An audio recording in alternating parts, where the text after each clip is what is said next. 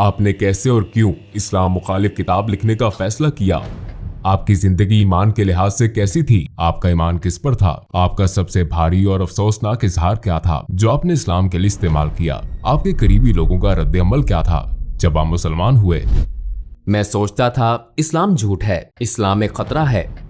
मुझे 2000 से ज्यादा मौत की धमकियां मिली और आखिरकार मैंने इस्लाम मुखालिफ किताब लिखने का फैसला किया। खुदा मुझे इशारा दे ताकि मैं 100% जान लूं यही दुरुस्त रास्ता है। मैं इस वजह से 2 दिन तक सो नहीं सका। मैं इसे तस्लीम ना कर सका। ये इंतहाई अजीब था। अस्सलाम वालेकुम भाई जोराम एंड क्लेवरन, आपके आने का शुक्रिया और आपको देखकर बहुत खुशी हुई। मैं पहले आपसे ये पूछना चाहता हूँ कि जोरम कौन है? वालेकुम अस्सलाम। मुझे बुलाने का बहुत शुक्रिया। यहाँ आना मेरे लिए बहुत इज्जत की बात है। जोराम वॉन क्लेवरन 23 जनवरी 1979 को एम्स्टरडैम में एक आम से घराने में पैदा हुआ जिसमें बाप, माँ, भाई, छोटी बहन और एक बिल्ली थी। एम्स्टरडैम में मैं एक प्रोटेस्टेंट घराने में पला बढ़ा। हाई स्कूल से फरागत के बाद मैंने कंपैरेटिव रिलीजन पढ़ा। मैं चंद साल एक उस्ताद रहा। हॉलैंड में और ख़ुसूसन मेरी ज़िंदगी में बहुत सी चीज़ें थीं। जब मैं एक अमूमी नज़र डालता हूँ और जब इस्लाम की बात आई तो मैं सियासी तौर पर फ्रीडम पार्टी की तरफ से सरगर्म हो गया। मैं पार्लियामेंट का मेंबर बना और बिलाखिर मैंने एक इस्लाम मुखालिफ किताब लिखने का फैसला किया। इसका आगाज एक इस्लाम मुखालिफ किताब से हुआ, फिर ये खुदा की तलाश में बदली और एहतताम मेरे मुसलमान होने पर हुआ। आपकी जिंदगी ईमान के लिहाज से कैसी थी? आपका किस पर ईमान था? मुसलमान होने से पहले मैं इस्लाही चर्च से एक प्रोटेस्टेंट ईसाई था। हम बाइबल पढ़ते थे, हम सबके नाम बाइबल से थे, हम सबका बपतिस्मा हुआ था, हम चर्च जाते थे वगैरह वगैरह। यानी हम इस लिहाज से काफी हद तक ईसाई थे। जाहिर है कि मेरा खालिक कायनात पर ईमान था, मेरा जन्नत दोज़ख पर ईमान था, मेरा फरिश्तों की वही पर ईमान था और जाहिर है उस चीज पर भी जो ईसाइयों को मुसलमानों से अलग करती है। यानी मेरा ये ईमान था कि यीशु मसीह खुदा के बेटे हैं और ज्यादा फलसफियाना लिहाज से मेरा ईमान था कि वो खुद खुदा हैं। मेरा दोबारा जिंदा किए जाने पर ईमान था और जाहिर है कि मसीह अलैहिस्सलाम की मसलूबियत पर भी, और मेरा कफारे पर ईमान था। लेकिन ट्रिनिटी एक इंतहाई पेचीदा तस्वुर है। ख्वाह आप माने या नहीं, ये वाकई बहुत पेचीदा है क्योंकि बाइबल में खुदा के बारे में कहा गया है कि खुदा लाफानी है। लेकिन अगर आप लाफानी हैं लेकिन फिर भी आप मर जाते हैं तो आप बैक वक्त लाफानी और फानी नहीं हो सकते। यही वो चीज थी कि जब मैं जरा बड़ा हुआ 16-17 साल का तो मैंने इस पर एतराजात शुरू किए कि ये लॉजिकल बात नहीं है। मैंने कई लोगों, पादरियों, तबलीगियों, हत्ता के रब्बियों से बात की लेकिन मिलने वाले जवाब ज्यादा तसल्ली बख्श नहीं थे। उसने इसे मेरे लिए पेचीदा बना दिया और मेरे जहन में इस किस्म के कुछ शकूक रह गए थे। लेकिन मैंने कहा ठीक है, इसको छोड़ो। और मैंने एक जज की तरह सोचा, बस यकीन कर लिया। और शायद मैं इतना ज़हीन नहीं कि सारी बात समझ सकूं। इसके बावजूद मैं खुदा पर ईमान रखता था। मेरा फिर भी ईमान था कि मसीह अलैहिस्सलाम एक बहुत अहम शख्स हैं। मेरा ईमान था कि वो खुदा के बेटे हैं, लेकिन इसकी हकीकत को मैंने इसी पर छोड़ दिया। आपने कैसे और क्यों इस्लाम मुखालिफ किताब लिखने का फैसला किया? हाई स्कूल के बाद मैं यूनिवर्सिटी गया और मैंने कंपैरेटिव रिलीजन पढ़ा और एक काबिल जिक्र बात मेरे ख्याल में ये थी कि मेरा कॉलेज का पहला दिन 11 सितंबर 2001 था। मेरे जहन में पहले से ही था कि अच्छा, ये मुसलमान लोग वो जुनूनी किस्म के हैं और ये मजहब सच नहीं है। फिर चंद साल बाद हॉलैंड में एक शख्स थियो वान गोग था। वो एक मशहूर फिल्मसाज था और उसे सड़क पर मार दिया गया। उसे गोली मारी गई थी और उन्होंने उसका गला काटने की कोशिश की थी और उसके पेट में एक चाकू घोंपा था जिस पर अयान हर्षी अली नामी एक और लड़की के लिए एक लेटर था जिस पर लिखा था अगली बारी तुम्हारी है। लिहाजा इससे मेरे इस्लाम मुखालिफ एहसासात में इस तरह इजाफा हुआ कि मैंने सोचा मुझे कुछ करने के लिए सियासी तौर पर सरगर्म होना चाहिए और अपने मुल्क को इस बुराई या नुकसान से बचाना चाहिए। आपने इस्लाम की वजह से सियासत शुरू की? हाँ, और इसका ताल्लुक इस्लाम से ही था। यही वजह थी कि मैं एक किताब लिखना चाहता था ताकि लोगों को बता सकूं कि इस्लाम दुनिया के लिए खतरा क्यों है। जब मैं अपनी किताब लिख रहा था, जैसे कि मैंने पहले कहा, ईसाईयत से मुतल्लिक सवालात, शक व शुबहात दोबारा उभरे और जाहिर है ये सच्चाई से मुतल्लिक थे क्योंकि मैं एक ईमान वाला ईसाई था और मेरे ईसाईयत के सवालात को बिलाखिर इस्लामी अंदाज में जवाब मिला। क्योंकि जाहिर है जब मैंने किताब लिखनी शुरू की तो बहुत से लोगों का ख्याल था कि ये कोई सियासी किताब है, लेकिन ये सियासी इतनी नहीं थी। ये एक मजहबी किताब थी क्योंकि मैं लोगों को बताना चाहता था कि इस्लाम एक खतरनाक मजहब क्यों है, और मैंने इसे एक ईसाई नुक्ता नजर से लिखा था। लिहाजा आगाज में मैंने ईसाईयत में खुदा के तसव्वुर और इस्लामी तसव्वुर के दरमियान मवाजना शुरू किया। लेकिन चूंकि मुझे ट्रिनिटी के बारे में ये शकूक थे और मुझे इस्लाम में तौहीद यानी खुदा का एक होना नजर आया, हाँ ये ज्यादा माकूल बात लगती है। और फिर मैंने सोचा ठीक है, मैंने बाइबल दोबारा पढ़ी ताकि अपना ईमान ताजा करूं कि इस्लाम में तौहीद का तसव्वुर ईसाई तसव्वुर क्यों नहीं है। लेकिन जब मैं पुराना ओहदनामा पढ़ रहा था और मैंने देखा कि पुराने ओहदनामे में पैगंबर ने कहा था एक खुदा एक खुदा एक खुदा, और फिर मैंने सोचा ठीक है, मैं नए ओहदनामे में सिर्फ यीशु मसीह के अल्फाज देखूंगा। और फिर मुझे नए ओहदनामे में ये कहानी मिली। एक शख्स मसीह अलैहिस्सलाम के पास आया और पूछा, जिंदगी में अहम तरीन चीज क्या है, मैं जन्नत कैसे पा सकता हूँ। उन्होंने जवाब दिया, दो चीजें हैं। ऐ इसराइल, तुम्हारा खुदा एक है, अपने पड़ोसी के साथ ऐसा सलूक करो जो तुम अपने साथ चाहते हो। तो मैंने सोचा अच्छा, यीशु मसीह भी यही बात कर रहे हैं, ऐ इसराइल तुम्हारा खुदा एक है। लिहाजा मैंने सोचा कि खुदा का ये मुकम्मल मुसलमान तसव्वुर ज्यादा माकूल लगता है, और ये वही तसव्वुर है जो मुझे पुराने और नए ओहदनामे में मिला था। और मैंने जाना कि ईसाईयत बतौर मजहब कुछ और सिखाती है, लेकिन ये खुदा का वो तसव्वुर नहीं है जो मुझे बाइबल में मिला। चनाचे कई हफ्तों के मुताले, हर किस्म की किताबें पढ़ने फिर दोबारा पढ़ने के बाद मैंने सोचा ठीक है, शायद खुदा की यकताई ही वो चीज है जो हक है। तो इस तरह इसका आगाज हुआ। अपनी तहकीक के दौरान आपने कौन से वसाइल इस्तेमाल किए? चूंकि मैं काफी हैरान परेशान था, लिहाजा मैंने उन मजहबी मामलात पर कई अथॉरिटीज को खत लिखे, और एक तहरीर मैंने शेख अब्दुल हकीम मुराद को लिखी थी जो कैम्ब्रिज यूनिवर्सिटी के प्रोफेसर हैं। ये जाहिर है एक लिहाज से बड़ी अजीब बात थी, क्योंकि मैं पहले एक सियासतदान था, फिर भी मैं इस्लाम मुखालिफ मकसद से इस्लाम के खिलाफ एक किताब लिख रहा था, और मैं दूसरे मुल्क के मुसलमान प्रोफेसर से पूछ रहा हूँ क्या आप मेरी मदद कर सकते हैं। लिहाजा मैंने उन्हें बताया कि मैं एक किताब लिख रहा हूँ, मेरे जहन में बहुत से सवालात हैं। लिहाजा सादा अल्फाज में मैंने कह दिया कि मैं क्यों सोचता हूँ इस्लाम दहशतगर्दी को फरोग दे रहा है, ये औरत, ईसाईयत और दूसरी चीजों का मुखालिफ क्यों है। और शायद 6 हफ्तों बाद उन्होंने मुझे एक तफसीली ईमेल भेजी और बराह रास्त समझाना शुरू किया। मेरे बहुत से सवालों के जवाब दिए, लेकिन मुझे ये भी कहा गया कि आपको ये आर्टिकल पढ़ना होगा, ये किताब वो किताब पढ़नी होगी, उस शख्स से पूछना होगा। उनके समझाने का अंदाज बहुत तफसीली था, लेकिन बिलाखिर तमाम किताबें और मज़ामीन पढ़ लेने के बाद मैंने पुराने ओहदनामे के पैगंबरों और मोहम्मद सल्लल्लाहु अलैहि वसल्लम के दरमियान मवाजना किया। अब मेरे पास कोई एतराज ना था कि वो सब पैगंबर हैं और ये नहीं है, और मैंने सोचा अच्छा, अगर मैं इन्हीं बुनियादों पर हजरत मूसा को तस्लीम करूं लेकिन पैगंबर सल्लल्लाहु अलैहि वसल्लम को तस्लीम न करूं तो फिर ये कुछ और बात है। मैंने सोचा मैं इन्हें पैगंबर क्यों नहीं समझता। मैंने सोचा शायद इसलिए कि उनकी बहुत सी बीवियां थीं, लेकिन फिर जब आप हजरत सुलेमान को देखते हैं या आप हजरत दाऊद इब्राहिम अलैहिस्सलाम को देखते हैं, पुराने ओहदनामे में कई अफराद का जिक्र है जिनकी एक से ज्यादा बीवियां थीं। हत्ता कि जब आप गैर मजहबी किताबों में देखते हैं तो सकाफती तौर पर यूरोप, अफ्रीका, एशिया,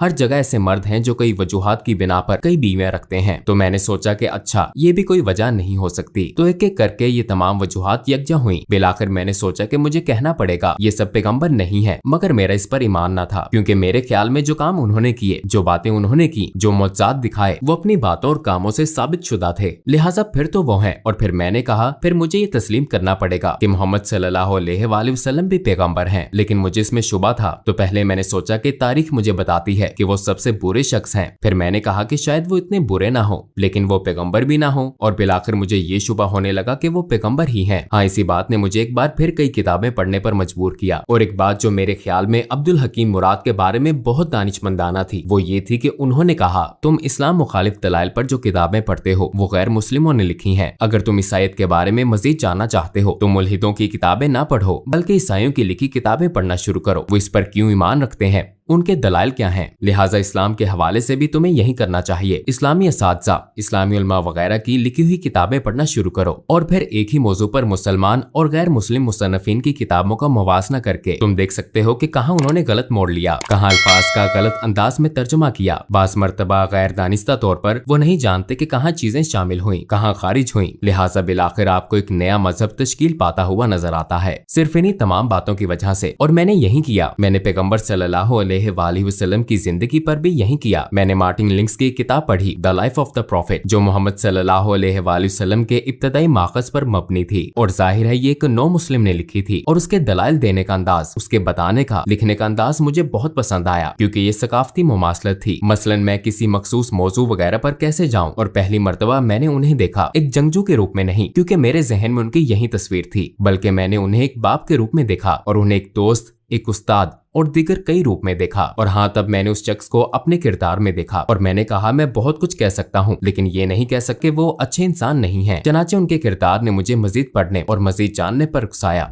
अपनी तहकीक के दौरान आपको किस चीज ने सबसे ज्यादा हैरान किया? हिंदा से मुतल्लिक कहानी ने कुछ ऐसा था जैसे कोई स्विच हो, जैसे मुझे बदलना होगा। और इसकी वजह ये थी कि मैंने सोचा हिंदा वो एक दुश्मन अबू सुफियान की बीवी थी और एक तरह से उसने नबी के महबूब चचा हमजा रजी अल्लाह अन्हु को कत्ल करने के लिए रकम दी थी। और मैदान जंग में ऐसा हुआ वो शहीद हो गए, हत्ता कि उन्होंने उनकी लाश के कान नाक काट कर हर जगह घुमाए और लाश की बेहुरमती की। बिलाशुबा पैगम्बर सल्लल्लाहु अलैहि वसल्लम इस वाक़े से बहुत गमगीन थे और फिर कई साल बाद वो ताकतवर हो गए। वो मक्का में बरसरे इक़्तिदार आ गए और फिर वहाँ हिंदा मौजूद थी और मैं ये किताब में पढ़ रहा था और मैंने सोचा कि अच्छा अब इसे मसलूब किया जाएगा, इसके हाथ काटे जाएंगे या कोई और सजा दी जाएगी। लेकिन उन्होंने कहा अभी मैं इसकी शक्ल नहीं देख सकता, लेकिन सबको माफ कर दिया गया है और अगर तुम यही मुसलमानों के साथ रहना चाहती हो तो ऐसा मुमकिन है और अगर नहीं तो जा सकती हो, लेकिन अब खून रेजी खत्म हो चुकी है। और मैंने सोचा कि उसे माफ कर दिया गया। अगर आप अपने रिश्तेदार के कातिल को माफ कर सकते हैं, खसूसन अपने महबूब चचा के कातिल को जिसने लोगों के सामने उनके जिस्मानी अज़ा की नुमाइश की हो आपकी और आपके नजरिए की तहकीर के लिए, तो इसका मतलब है कि आपका किरदार बहुत अजीम है। ये बहुत बड़ी खूबी है, ऐसी खूबी जो बहुत नायाब है और उन्होंने यही किया। तो मैंने सोचा हाँ वाकई वो बहुत खास इंसान थे।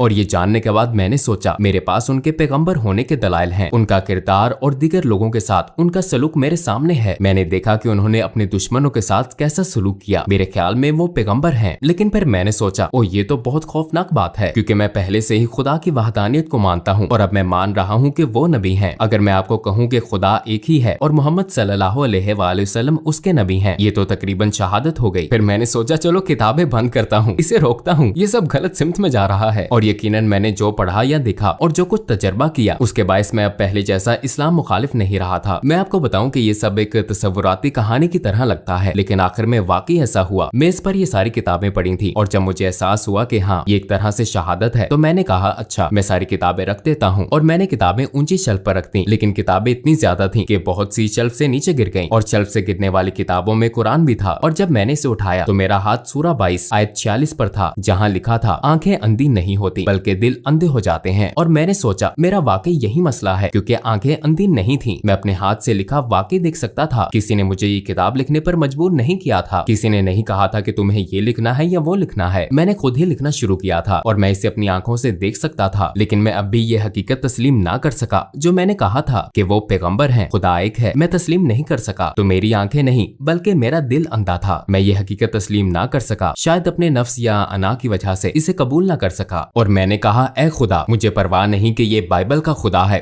या कुरान का, मुझे इशारा दे ताकि 100% दुरुस्त रास्ता जान लूं। फिर मैं सोने चला गया, लेकिन जब जागा तो मैंने खुद को बहुत महफूज महसूस किया। मैं वाकई बहुत महफूज महसूस कर रहा था। मैंने कभी किसी हवाले से इतना महफूज महसूस नहीं किया। मेरा सारा इस्तराब और शक व शुबहात खत्म हो गए थे, सूरज के सामने बर्फ की तरह। और मैंने खुद से कहा शायद मैं मुसलमान हो गया हूँ। फिर जाहिर है मुझे दूसरे लोगों को भी बताना था। आपके इर्द गिर्द के लोगों का क्या रद्द-ए-अमल था जब आप मुसलमान हुए?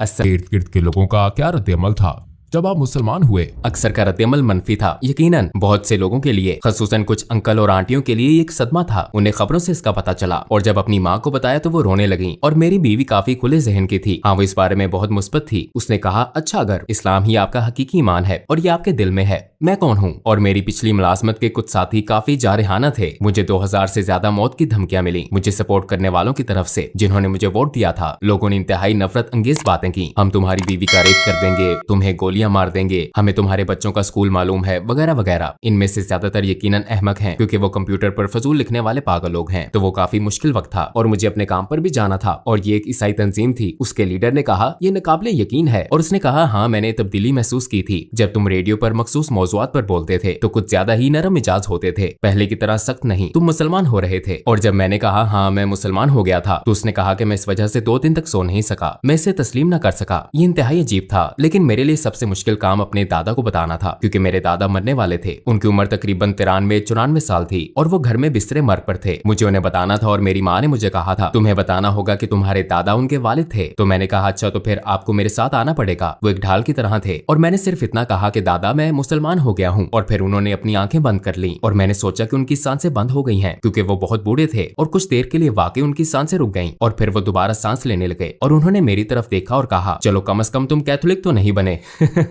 तो ये बहुत मजाहिया बात थी।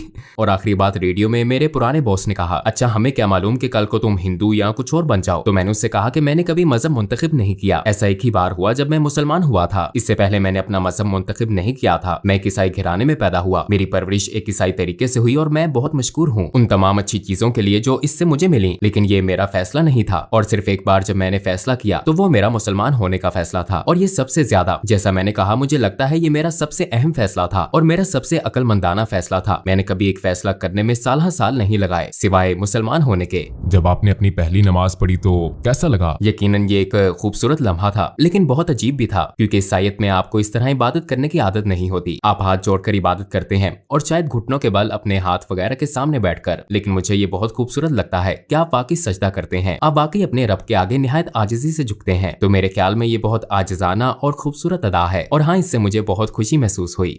आपको 3 सबसे बड़े किन चैलेंजेस का सामना हुआ जब आपने इस्लाम कबूल किया? यकीनन मुसलमान बनना एक बहुत बड़ा चैलेंज था, क्योंकि मुझे अपने पूरे खानदान को भी बताना था और ये एक बहुत बड़ा चैलेंज था। ये सोचना कि मुसलमान बनना बहुत मुश्किल होगा, क्योंकि खुसूसन एक प्रोटेस्टेंट ईसाई के तौर पर मजहबी लिहाज से आपको बहुत ज्यादा चीजें नहीं करनी पड़ती, लेकिन बतौर मुसलमान अमली तौर पर दिन में 5 वक्त की नमाज जरूरी है, खाना एक खास तरीके से खाना जरूरी है, एक खास अंदाज से सोचना जरूरी है, आपके लिए हर लम्हा बेहतरीन रहना जरूरी है अपने खालिक से ताल्लुक के बायस, और इस हकीकत की वजह से कि आपको दिन में 5 वक्त नमाज अदा करनी है। ये एक तरह से खालिक की मुस्तकिल याद दहानी है। तो ये आपको एक ईसाई के मुकाबले में इस हकीकत से कहीं ज्यादा आगाह रखता है कि आपका एक रब है। ये मेरा तजर्बा है और मैं सोचता ओ आज 5 वक्त की नमाज पढ़ना मैं नहीं कर सकता, मैं नहीं कर सकता, मुझे करना है। तो इस चीज ने सोच मुश्किल बना दी, लेकिन मेरे मुसलमान होने के बाद ये बिल्कुल मुश्किल नहीं था।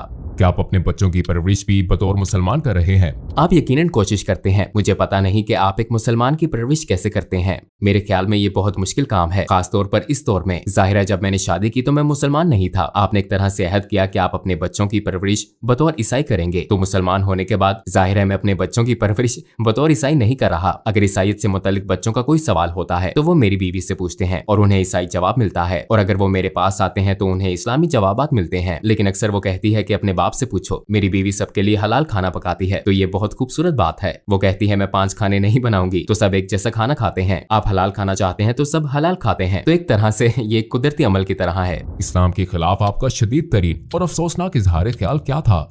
मेरे ख्याल में इस्लाम एक झूठ है, क्योंकि ये बात मैं अक्सर कहता था इस्लाम झूठ है और कुरान जहर है। लेकिन जब मैं कहता था कि इस्लाम एक झूठ है तो इससे मेरी मुराद थी कि सारा मजहब और उससे मुंसलिक हर चीज। तो ये एक तरह से जहालत का आला तरीन दर्जा था।